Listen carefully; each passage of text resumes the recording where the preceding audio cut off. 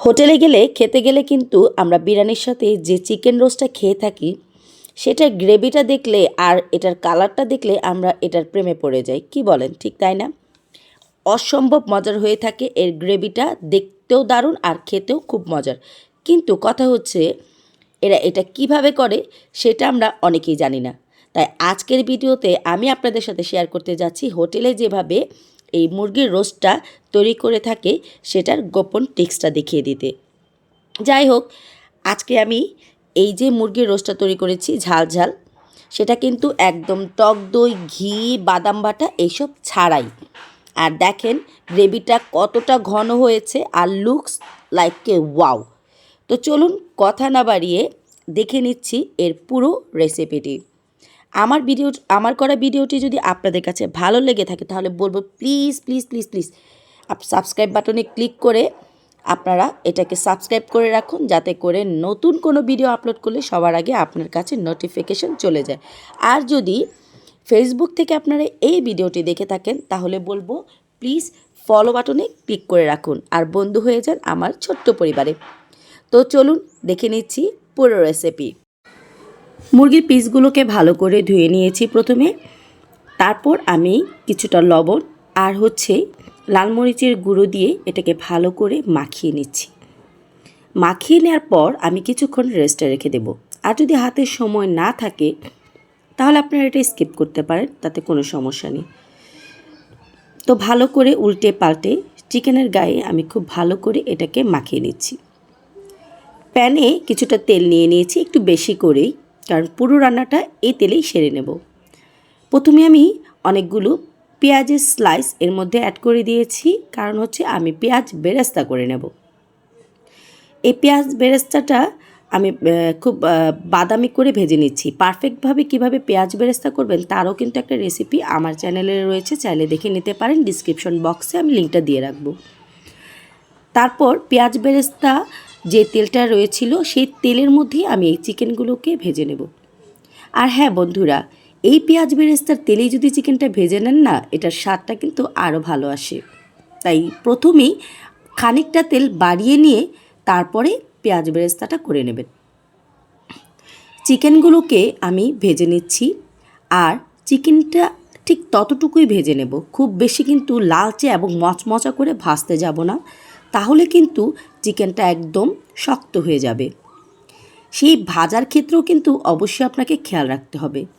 এই যে দেখেন স্কিনের গায়ে যখন হালকা একটু ব্রাউন ব্রাউন কালার, মানে হালকা একটা বাদামি কালার আসা শুরু করবে, ঠিক ততটুকু পর্যন্তই ভেজে নিলে কিন্তু এটা হয়ে যাবে।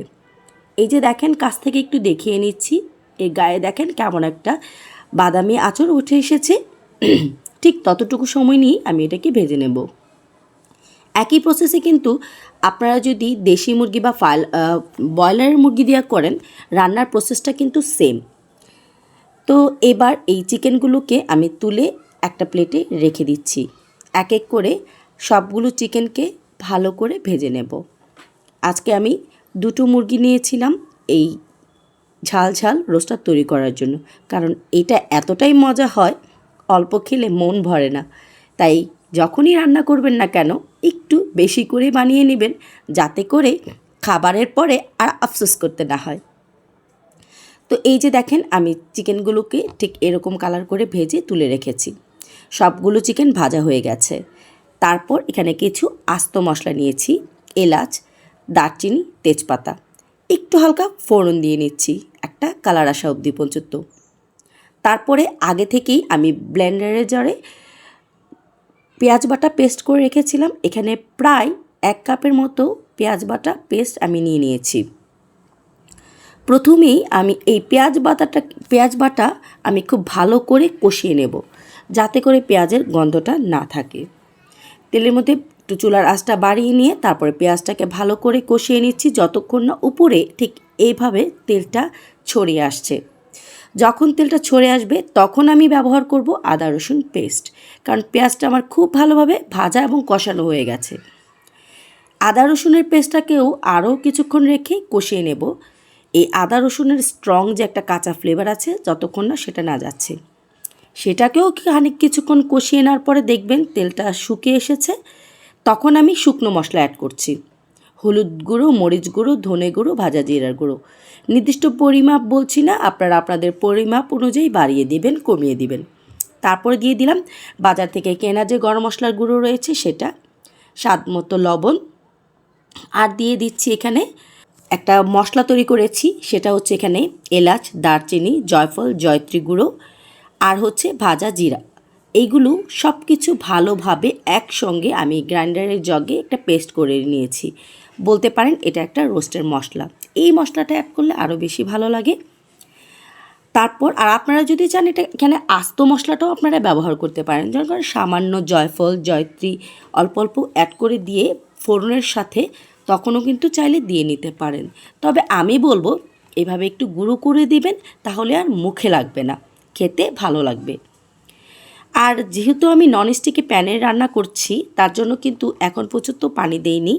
আর আপনারা যদি কোনো লোহার কড়াইতে রান্না করেন তাহলে অবশ্যই গুঁড়ো মশলাগুলো দেওয়ার আগে সামান্য একটু পানি অ্যাড করে দিবেন। আমি মশলাগুলো মেশানোর পর তারপর সামান্য একটু পানি অ্যাড করে মশলাটাকে আরও কিছুক্ষণ কষিয়ে নিচ্ছি। আপনার প্রায় 60 থেকে 70% টেস্টে কিন্তু চলে আসবে এই মশলা কষানোর মাধ্যমে। আপনি যত ভালো করে মশলাটাকে কষাতে পারবেন, আপনি মনে করেন আপনার রান্নার টেস্টটা বেড়ে গেছে এখানেই। তারপর আমি কি করেছি, যে ভাজা চিকেনগুলো ছিল সেগুলোকে খুব ভালোভাবে মশলার সঙ্গে মাখিয়ে দিচ্ছি। খুব ভালো করে মাখিয়ে এটাকে সামান্য কিছুক্ষণ আমি এটাকে রান্না করে নেব। মশলার সাথে ভালো করে মাখানোর পর আমি এখানে ফুটন্ত গরম পানি অ্যাড করে দিচ্ছি। কিছুটা পানি অ্যাড করে এই মশলাটাকে আবারও কিছুক্ষণ জাল করে নেব। তারপর অ্যাড করে দিয়েছি সামান্য কিছু কাঁচামরিচ, মাথাটাকে সামান্য চিড়ে নিয়ে তারপর ঢেকে দেব ভালো করে ফুটে আসা অবধি পর্যন্ত। এতে করে কিন্তু চিকেনটা খুব ভালোভাবে সেদ্ধ হয়ে যাবে। এবার দেখেন ঝোলটা কিন্তু অনেকটা শুকিয়ে এসেছে। এইবার বলছি, হোটেল এবং রেস্টুরেন্টগুলোতে যে ট্রিক্সটা ফলো করে তারা ঠিক এই পর্যায়ে এসে কিছুটা পেঁয়াজ কুচি এখানে অ্যাড করে দেয়। এতে কি করে হয়, পেঁয়াজের গ্রেভিটা অনেক ঘন হয়। আর আমরা যে খেতে গেলে দেখা যায় যে পেঁয়াজটা আস্তে আস্তে কচকচে রয়েছে দেখতে, ঠিক তার কারণেই। এবার কিন্তু পেঁয়াজটাকে ভালো করে এর মধ্যে মাখিয়ে আরও কিছুক্ষণ ঢেকে রান্না করে নেব। আর এখানে আমি প্রায় 1 কাপের মতো পেঁয়াজ কুচি অ্যাড করে দিয়েছি। এবার ঢেকে দিয়ে আমি এবার এটাকে আরও কিছুক্ষণ রান্না করে নেব। এতে করে ঝোলটা ঘন হয়ে আসবে আর হচ্ছে পেঁয়াজটাও খুব সুন্দর করে এর সঙ্গে মিশে যাবে। এই যে দেখছেন খুব সুন্দর করে কিন্তু মিশে এসেছে। আর এই যে কালারটা দেখেন কতটা পারফেক্ট এসেছে, উপরে তেলটা ছেড়ে এসেছে, দেখতে কিন্তু দারুণ লাগছে। তো এইবার যেটা করছি, আগে যে আমি পেঁয়াজ বেরেস্তা ভেজে রেখেছিলাম সেই পেঁয়াজ বেরেস্তাটা দিয়ে এটার সাথে ভালো করে আরও মিনিটখানেক জাল করে নেব। এতে করে পেঁয়াজ বেরেস্তার স্মেলটা চলে আসবে। দেখলেন তো, না কোনো দুধ, না কোনো ঘি, না কোনো বাদাম বাটা, টক দই, কোনো কিছুই দিইনি, কিন্তু খেতে অসম্ভব মজার ছিল। তাই বলবো বাসায় একবার হলেও এভাবে রান্না করে বিরিয়ানির সাথে পরিবেশন করে খেয়ে দেখুন। আর এই যে দেখেন এটার ঝোলের ঘনত্বটা কতটা পারফেক্ট এসেছে, খেতে যে কী দারুণ ছিল, আমার তো এখনও মুখে লেগে আছে। আশা করছি আপনারও পরিবারের সবার কাছে এটা খুব ভালো লাগবে। তো আমার কিন্তু রান্না করা একদম হয়ে গেছে। তো বন্ধুরা, আমার করা আজকের এই ঝাল ঝাল রোস্টেড যদি আপনাদের কাছে ভালো লেগে থাকে, প্লিজ চ্যানেলটিকে সাবস্ক্রাইব করে পাশে থাকা বেল আইকনে ক্লিক করে দিন। আর আমার পেজটাকে গ্রো করার জন্য আপনারা ফেসবুক পেজে ফলো দিয়ে রাখুন। আর এই যে আমি আপনাদের কাছ থেকে আরও একটু লোভনীয় করে দেখাচ্ছি, যাতে করে আজই আপনাদের খেতে মন চায়। তো সবাই ভালো থাকবেন, সুস্থ থাকবেন। আল্লাহ হাফেজ।